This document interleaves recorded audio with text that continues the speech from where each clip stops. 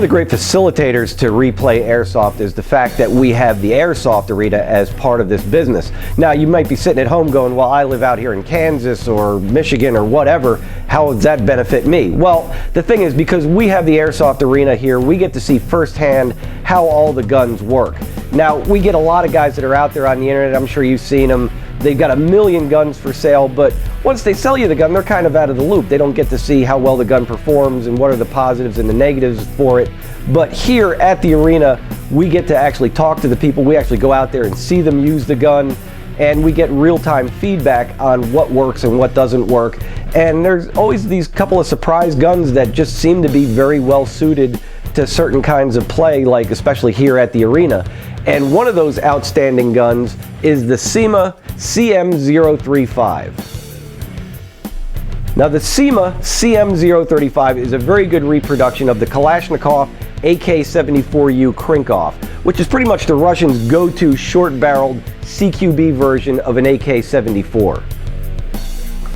This gun's available in two different versions, where you can get it with the full wood stock, or you can get it like this one with the polymer stock. Honestly, for the sake of playing airsoft, I don't think the real wood stock really adds that much to it. It might add an extra maybe half a pound to the weight of it. And honestly, the imitation wood stocks are so realistic looking that, you know, it doesn't really take anything away from the design by going with the imitation design. The first thing you're going to notice when you pick this thing up is that it is all metal. There is no plastic in the body of this particular gun. One of the things that I really love about this is that it has got the hinged upper plate for getting into the battery.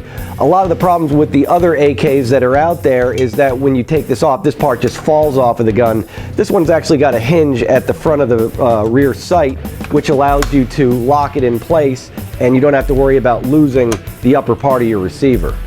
The gun comes complete with a side folding version of the stock, so in order to fold the stock down, you simply press the button located at the rear of the receiver, which allows you to fold the gun down and it clips in place, which gives you a very compact gun for playing CQB. To unfold the stock, you just simply pull the clip from the inside of it and the gun locks in place just like that.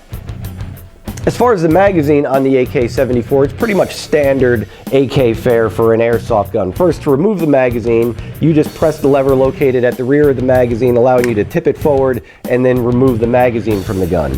It's a standard high-capacity magazine that has the little door on the front for loading up the reservoir, and then the little wheel on the bottom for applying some tension to the spring.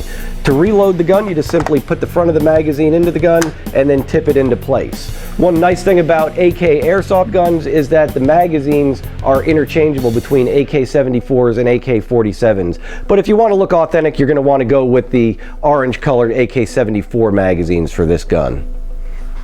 The rest of the controls are pretty much standard AK, where you have your selector switch, which gives you safety, fully automatic, and then semi-automatic, and you have your charging handle, which gives you access to the hop-up unit, which is located right inside of there. This gun comes with fixed rear sights, which have two different notches, and you simply change from daylight to night by flipping the sight from one to the other, and it has a fixed front post, which is located inside of the shroud. Now, if you do want to put a scope on this gun, it does have the side mount scope mount on the side of the receiver. You'll just simply have to buy either a scope that has the side mount adapter on it or a Picatinny rail with a side mount on it. Some of the more noteworthy things that I've noticed about people using this gun here at the arena are, first of all, the accuracy of it. I've seen a lot of guys taking shots with this gun out to about 100 feet and hitting their targets every single time. And that's unusual given the length of the barrel on this gun. I've seen a lot of guns with barrels this long that I would limit you down to maybe 25 to 50 feet maximum.